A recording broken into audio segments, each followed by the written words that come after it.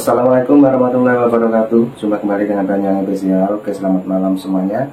Dan malam hari ini kita mau nonton lagi teman-teman ya. Jadi kali ini yang kita tonton adalah tanggapan ataupun kritikan dari Bapak Iyas Sugiarto mengomentari tentang Ibu Megawati melarang kader-kadernya ikut retreat di Magelang. Oke, bagaimana videonya? Mari kita simak bareng-bareng dan kita play untuk videonya. Lanjut. Beraninya di belakang doang, suruh ketemu untuk apa? Mari kita benarkan status kedudukan kita ini. Apa? Loh, saya tuh hanya ingin tahu, ini memang dimainkan kan, bahwa PDI Perjuangan ini, oh jangan deh bohongi saya. Aduh, gila juga deh, masa maunya begini terus? Apakah peristiwa ini akan terus diteruskan untuk masa depan generasi yang akan datang? Kalau saya masih hidup, saya akan lawan. Tidak benar.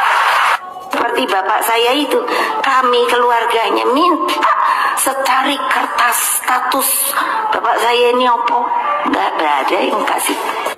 Ini kalau sampai kemarin terjadi pembangkangan kepala daerah yang dari PDIP dilarang ikut oleh Megawati, ini menunjukkan sebenarnya sikap partai ini, sikap orang-orang yang ada di dalam partai PDIP itu sebenarnya serius gak sih ngurusin negara ini? Kalau Anda tidak serius ya jangan ikut pemilu, gitu. Jangan ikut pilkada, gitu. Karena pilkada itu juga pakai uangnya negara, bukan pakai uangnya PDIP kan gitu. Nah, dari situ kita makin kuat melihat bahwa kalimat petugas partai yang selalu dilontarkan, statement itu yang selalu dilontarkan oleh Megawati itu memang nyata terbukti sekarang kalau mereka mengikuti instruksi dari ketumnya gitu. Jadi bukan ngurusin negara. Saya sudah pernah bilang sama Hasto dulu bahwa ADART kalian mengatakan kalian petugas partai itu urusan kalian. Tapi pada saat kalian sudah terpilih menjadi aparat negara, menjadi apapun di negara ini yang notabene adalah seorang pejabat, itu kalian harus tunduk pada undang-undang. Nah, kembali lagi tentang pelarangan oleh Megawati itu. Jadi apa yang kita dengar selama ini, apa yang dihadapi Pak Jokowi selama 10 tahun itu, atau efektifnya 9 tahun, itu benar-benar. Jadi Pak Jokowi itu seperti dikatakan Romahur Muji waktu itu. Tahun 2014 saja sudah diintervensi dan tidak disukai oleh Megawati. Karena 34 menteri itu cuma 4 atau 5 menteri untuk PDIP. Dan itu memang maunya Pak Jokowi. Karena membangun negara ini tidak bisa pakai visi kepartaian. Dia harus visi kenegaraan. Itu poinnya sebenarnya. Jadi kalau menurut saya, pembangkangan ini memang sudah menunjukkan bahwa ini tidak pantas ada di pemerintahan. Jadi gak usah lagi dibujuk-bujuk berkoalisi. Kita tahu Pak Prabowo kan maunya guyup ngurus negara ini. Bagus niatnya. Cuma kalau ngurusin orang tantrum, capek aja kita. Buang-buang waktu, buang-buang energi. Buat apa kita ikut gila kan gitu. Nah, apapun yang dikatakannya lah, Megawati ini kan banyak orang bilang bahwa ya kena NPD dia kan gitu. Ya dia selalu menjual nama orang tuanya dan sebagainya. Ya Pak Soekarno satu hal kita hormati sebagai proklamator, tapi bukan berarti negara ini tidak ada kalau nggak ada Soekarno kan itu. Saya mohon maaf saja lah, ribuan pahlawan kita nyawa itu melayang untuk kemerdekaan Republik Indonesia. Jadi bukan Soekarno sendiri. Soekarno aja ada Hatta, ada Sahrir, dan seterusnya. Jadi, jangan itu dibawa-bawa. Kalau ngomong katanya dia cerdas, dia yang buat ini, buat itu, strong, dan sebagainya. Nah, kalau sekarang seperti ini, apa yang kita lihat di situ? Apa benefitnya buat kita? Bagi seorang seorang Megawati itu benefitnya apa buat Indonesia? Sekarang kan rosoin aja nih kayak gini kan. Program mau dijalankan ini. Kemarin waktu maafkan bergizi gratis saja sudah dikomentari 10.000 nggak cukup lah segala macam. Tiba-tiba belakangan karena Hasto ditersangkakan mau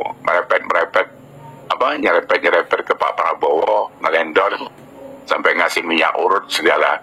Begitu nggak berhasil ngamuk lagi. apalagi Hasto langsung ditahan gitu. Nah, jadi kenapa tidak berpikir bahwa semua siapapun yang di negara ini harus tunduk pada hukum, walaupun ya hukumnya ya kita tahu sendirilah, kadang hukum, kadang di kolom-kolom juga gitu kan. Tapi dan itu harus, karena itu masih ada di dalam tatanan kenegaraan, dia harus dipatuhi. Tidak bisa seenak sendiri seperti itu. Jadi kalau Hasto, karena itu sekjennya PDIP, terus melakukan sebuah pelanggaran hukum, terus dilepaskan begitu saja. Enak kali lah kalian gitu. Terus semua maling ayam diinjak-injak gitu. Ben Sukatani aja baru nyanyi aja uber-uber gitu. Luar biasa.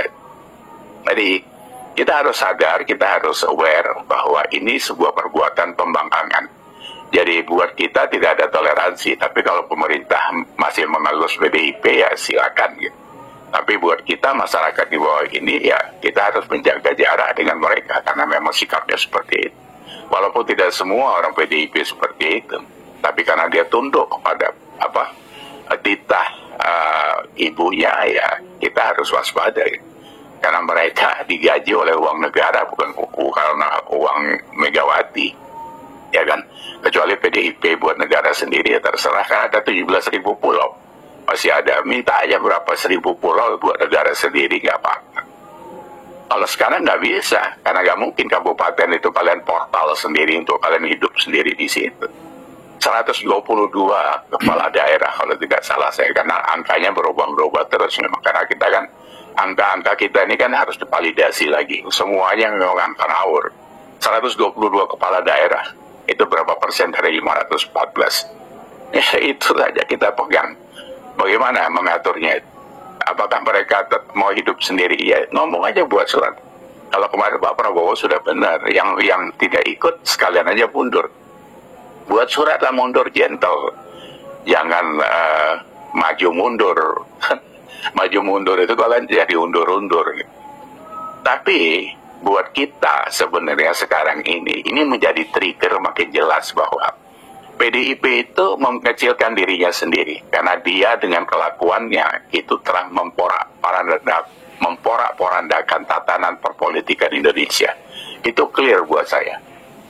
Jadi itu yang harus diwaspadai. Jadi kalau ada sebagian besar dari kita menginginkan PDIP tidak ada lagi di 2029, ya mungkin dari sini dimulainya.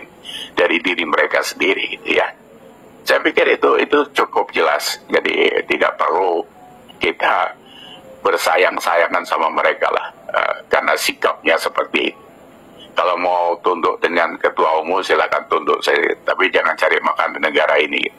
Ikut saja yang tagar kemarin mau pergi dulu keluar itu. Kenapa kalian nggak ikut tagar itu? Pergi dulu keluar.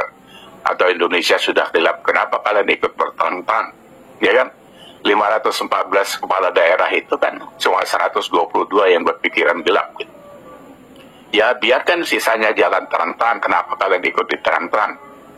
Kalian jalan aja di kegelapan itu, karena memang kalian menggelapkan diri sendiri.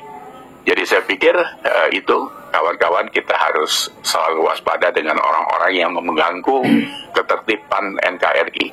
Jadi karena kita mau sehat negara ini. Sikap kader terbelah, 47 kepala daerah tak ikut retret.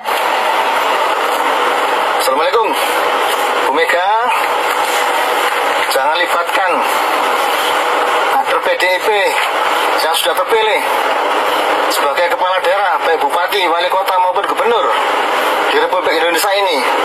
Kader-kader Anda itu dan seluruh kepala daerah yang terpilih ya sudah dilantik ya dengan sumpah jabatan ya oleh Presiden Republik Indonesia Pak Prabowo ya. Jangan libatkan kader-kader Anda itu dalam kasus sekjen PDIP Anda Pak Hasto yang sudah ditangkap oleh KPK. Larangan Anda ini sama dengan Anda mengajari pembangkangan terhadap kepala negara yang sah.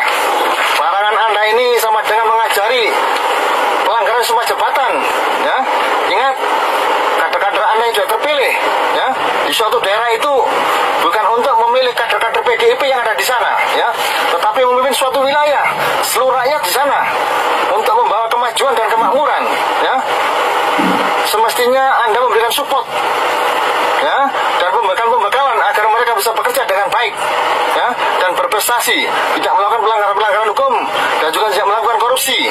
Itu semestinya yang harus Anda camkan, ya, tanamkan kepada kader-kader Anda, ya, bukan melarang-larang, ya, karena mereka diundang ke Magelang itu, ya, dikasih untuk diberikan pembekalan ilmu kepemimpinan, ilmu leadership, ya, pembekalan birokrasi dan juga administrasi, pembekalan moral dan juga agama, ya, tolong ini sebagai bekal, ya, untuk terjun di masyarakat, ya, supaya tidak melakukan pelanggaran hukum, ya, khususnya korupsi.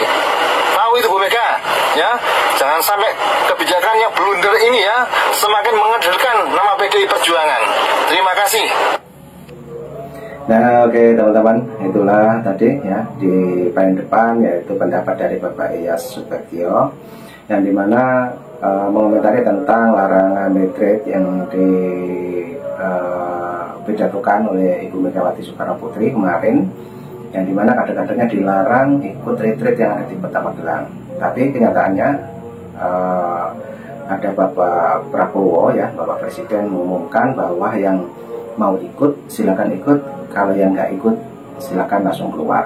Nah, itu salah satu statement yang jadi perhatian publik teman-teman, ya, dari Bapak Presiden kita, Bapak Prabowo. Dan baru saja juga ada komitmen dari seorang bapak-bapak mengomentari tentang PDIP juga, tentang Ibu Megawati Soekarno Putri melarang kader-kadernya retreat di Kota Magelang itu. Nah, itulah ya teman-teman yang kita tonton untuk malam hari ini. Mudah-mudahan ini ambil hikmahnya teman-teman, ya, dari video-video yang kita simak mengenai dari kader-kader PDIP juga tentang Ibu Megawati Soekarno Putri. Oke, yang mungkin teman-teman yang mau berkomentar ataupun yang sudah menonton dari awal sampai akhir, yang mau berkomentar silahkan tulis di komentar saya. Oke, jadi cukup itu dulu yang kita tonton. Selamat malam, sehat selalu, dan ambil hikmahnya teman-teman, ya, dari video ini. Dan nanti juga ada video lagi dari Banyuwangi Official. Oke, terima kasih. Assalamualaikum warahmatullahi wabarakatuh. Sampai jumpa. Thank you.